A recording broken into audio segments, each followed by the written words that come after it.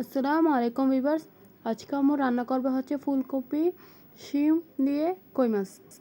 তো প্রথমে ডেক্সিতে তেল গরম করে নিব। তেল গরম হয়ে গেলে সেখানে দিয়ে দিব হচ্ছে পেঁয়াজ কুচি।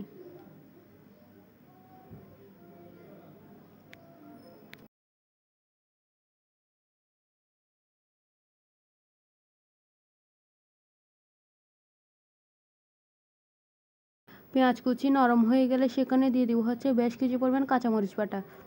আসলে আম্মু ঝালের জন্য কাঁচামরিচ বাটা ইউজ করেছে। তারপর দিয়ে দিব অল্প করে শুকনো মরিচ বাটা। যেহেতু কাঁচামরিচ ইউজ করেছে তাই হচ্ছে শুকনো মরিচ খুব কম দিয়েছে। তারপর ভালো করে নেড়েচেড়ে সেখানে দিয়ে দেওয়া হবে হলুদ গুঁড়ি। হলুদ গুঁড়ি দিয়ে সেখানে দিয়ে দিব অল্প পরিমাণ পানি।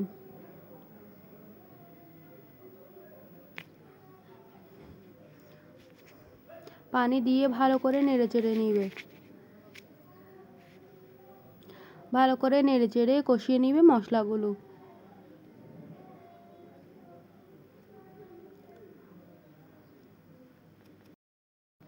তারপর কিছুক্ষণ ঢাকনা দিয়ে দিবে যাতে মশলাগুলো ভালো করে কষে যায়। এই তো মশলাগুলো দেখেন ভালো করে কষে গেছে। দেখেন মশলার কালারটা কত সুন্দর লাগছে, তাই না? তেলগুলো উপরের দিকে বেশি এসেছে। মশলা কষে গেলে সেখানে দিয়ে দিব হচ্ছে আগে থেকে নুন হলুদ আর মরিচ দিয়ে মেখে রাখা কই মাছ। যেহেতু এটা সবজি হিসেবে রান্না করছে তাই হচ্ছে মাছ কম দিয়েছে। কই মাছগুলো দিয়ে কিছুক্ষণ ভালো করে কষিয়ে নিবে যাতে কই মাছগুলো ভালো করে কষে যায়। কই মাছগুলো কষে গেলে সেখানে দিয়ে দিব হচ্ছে শিম। এগুলো কিন্তু দেশি শিম, টাটকা একদম। আসলে আমার আব্বু শাক সবজি সব ভালো করে চিনে, তাই কোনটা টাটকা আর কোনটা দেশি কোনটা মানে হাইব্রিড সব কিছু চিনে। তাই হচ্ছে আব্বুই সবসময় বাজার করে। শিমগুলো আগে দিয়ে ভালো করে নেড়েচেড়ে নিচ্ছে যাতে শিমগুলো ভালো করে কষে যায়।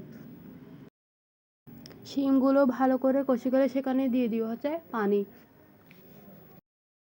পানি দিয়ে ভালো করে নেড়েচেড়ে নিবে।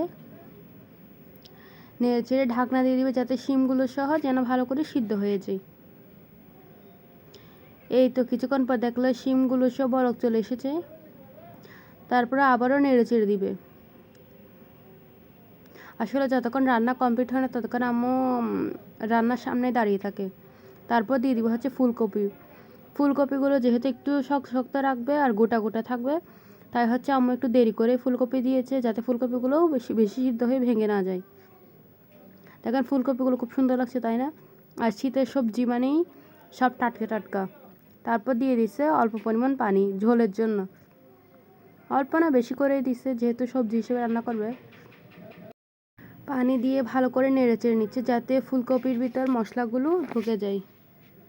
তারপর হচ্ছে ঢাকনা দিয়ে দিবে যাতে হচ্ছে ফুলকপি সহ বাকি সব জিনিস সিদ্ধ হয়ে যায়। এই তো রান্না প্রায় কমপ্লিট। আম্মুকের মধ্যে অল্প করে লবণ ছিটিয়ে দিচ্ছিল, তারপর হচ্ছে অল্প করে ধনেপাতা দিবে। এই তো শেষ আমাদের রান্না। আল্লাহ হাফেজ।